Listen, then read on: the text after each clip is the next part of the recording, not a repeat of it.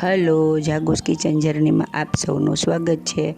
Friends, આજે આપણે એકદમ સાવ ઘીના ઓછા ઉપયોગથી અને સરસ મજાના સુપર ટેસ્ટી લાડુ બનાવીશું.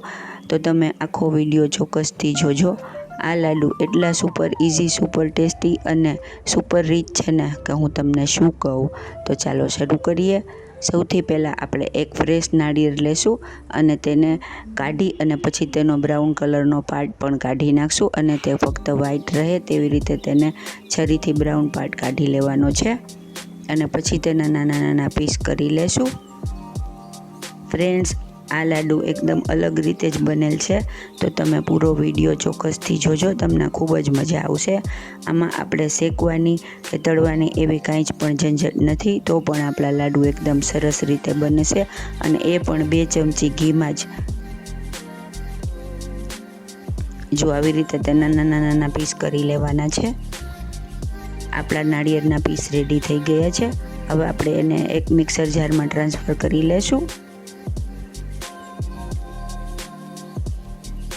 હવે આપણે તેનું કોકોનટ મિલ્ક બનાવવાનું છે, એટલે ગ્રાઇન્ડર જારમાં લેવાનું છે અને ત્યારબાદ મેં તેમાં અડધો કપ રેગ્યુલર દૂધ આવે તે એડ કરેલું છે. તમે આની જગ્યાએ પાણી પણ એડ કરી શકો, પણ દૂધથી આનો એકદમ સરસ સ્વીટ ટેસ્ટ આવશે, એના માટે મેં દૂધ એડ કરેલ છે. જો આપણે આવી પેસ્ટ રેડી કરવાની છે,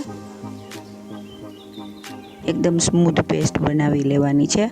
મારું શ્રીફળ થોડુંક હાર્ડ હોવાથી સેજ સ્મૂથ પેસ્ટ નથી બની, એકદમ સ્મૂથ આવે તેવું શ્રીફળ લેશો તો એકદમ સ્મૂથ પેસ્ટ રેડી થશે. હવે આપણે તેને એક મિક્સિંગ બાઉલમાં લઈ લેશું. ત્યારબાદ તેમાં 1 કપ રવો એડ કરીશું અને તેનો સ્મૂથ એવો ડો રેડી કરી લેવાનો છે. આવી રીતે મિક્સ કરી પછી હાથેથી મિક્સ કરી લેવાનું છે.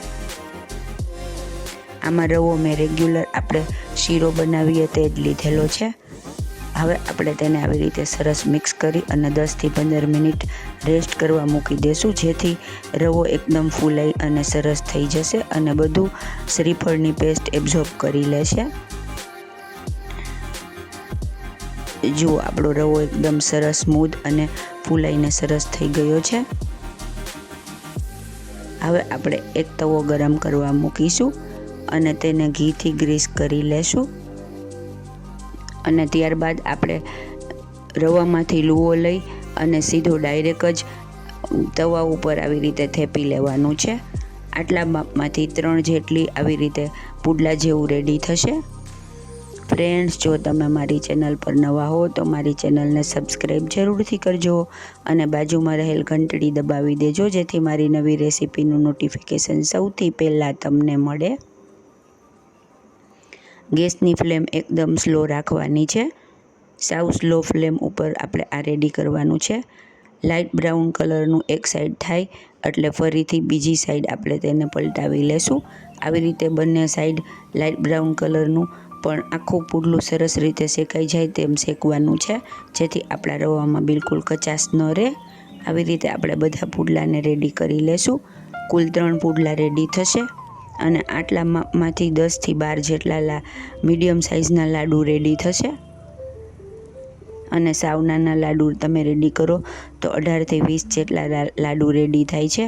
આ એકદમ નવા જ પ્રકારના અને એકદમ વ્હાઈટ કલરના સરસ લાડુ થાય છે, તો તમે ચોક્કસથી બનાવજો. આમાં તમે હજુ વધારે હેલ્ધી કરવા માગતા હોઈએ તો ખાંડની જગ્યાએ તમે ગોળ સમારીને તે પણ લઈ શકો છો. તેનાથી કલર થોડો બ્રાઉન થશે પણ ટેસ્ટ એકદમ સરસ આવશે અને એકદમ હેલ્ધી બનશે. હવે આપણે આવી રીતે પુડલાને સાવ ઠરવા દેવાના છે અને ત્યારબાદ તેને આવી રીતે નાના નાના પીસ કરી અને લઈ લેશું. સાવ ઠરી જાય ત્યારબાદ પીસ કરવાના છે, કેમ કે આપણે તેને મિક્સરમાં ક્રશ કરવાનું છે, તો ગરમ હશે તો તે સરસ રીતે ક્રશ નહીં થાય અને ચોંટી જશે. ગ્રાઇન્ડર જારમાં લઈ અને તેને આવી રીતે આપણે ક્રશ કરી લેશું અને તેનો પાવડર બનાવી લેશું. હવે મેં 2 એલચીના પોડ લીધા છે, તે લેશું. તમે ન ખાતા હો તો સ્કીપ કરી શકો છો. જો આવી રીતે આ આપણને પાવડર રેડી મળશે. થોડો મોઇશ્ચરવાળો છે. હવે આપણે તેને એક મિક્સિંગ બાઉલમાં લઈ લઈશું અને ત્યારબાદ તેમાં 5 ચમચી જેટલી દળેલી ખાંડ એડ કરીશું. આ વજનમાં આશરે 3/4 કપ જેટલી છે. અડધા કપથી થોડી ઓછી એટલી ખાંડ આપણે એડ કરીએ છીએ. હવે આપણે ફરીથી એ જ તવામાં 2 થી 3 ચમચી જેટલું ઘી એડ કરીશું. આપણે બીજા વધારે વાસણ યુઝ નથી કરતા, એટલે એ જ તવામાંથી ફરીથી આપણે આવી રીતે ડ્રાયફ્રૂટ્સને શેકી લેશું. મેં 2 ચમચા જેટલા મિક્સ ડ્રાયફ્રૂટ્સ લીધા છે. આમાં મેં કાજુ અને બદામના પીસ કરીને લીધા છે. તેને એકદમ ક્રિસ્પી કરી લેશું. આ પણ ધીમા ગેસે જ કરવાનું છે, નહીંતર આપણા કાજુ બદામ અને ઘી બધું બળી જશે. હવે આપણે તેને રવાના મિક્સચરમાં એડ કરી દઈશું.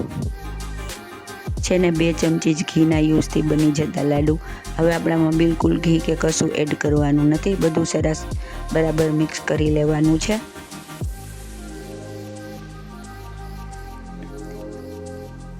ઘી સેજ ગરમ છે ત્યાં સુધી ચમચીથી ચલાવીશું. પછી આપણે હાથનો ઉપયોગ કરી આવી રીતે સરસ મિક્સ કરી લેશું.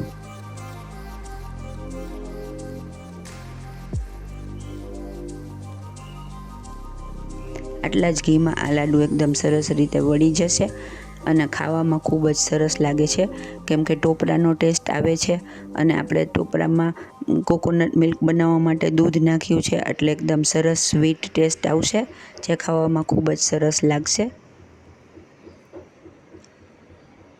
જો આવી રીતે આપણે બધા લાડુને વાળી લેવાના છે. આપણા લાડુ રેડી થઈ ગયા છે ને એકદમ જોરદાર, ખાવામાં એટલા જ મજેદાર અને ટેસ્ટી છે. તો તમે ચોક્કસથી બનાવજો. હવે આપણે તેને એક સર્વિંગ બાઉલમાં લઈ લઈશું.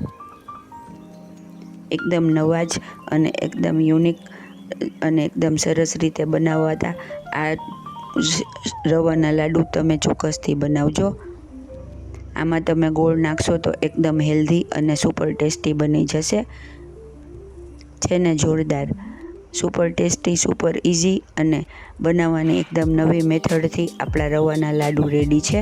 તો તમે પણ ચોક્કસથી બનાવજો અને મારી રેસીપી તમને કેવી લાગે છે તે પણ જણાવજો. ફ્રેન્ડ્સ, આ લાડુ એકદમ ટેસ્ટી અને એકદમ મજેદાર છે. ફ્રેન્ડ્સ, જો તમને મારી રેસીપી પસંદ આવી હોય તો મારી ચેનલને લાઇક, શેર અને સબસ્ક્રાઈબ જરૂરથી કરજો. અને હા, કોમેન્ટ બોક્સમાં કોમેન્ટ્સ પણ લખજો. ધન્યવાદ.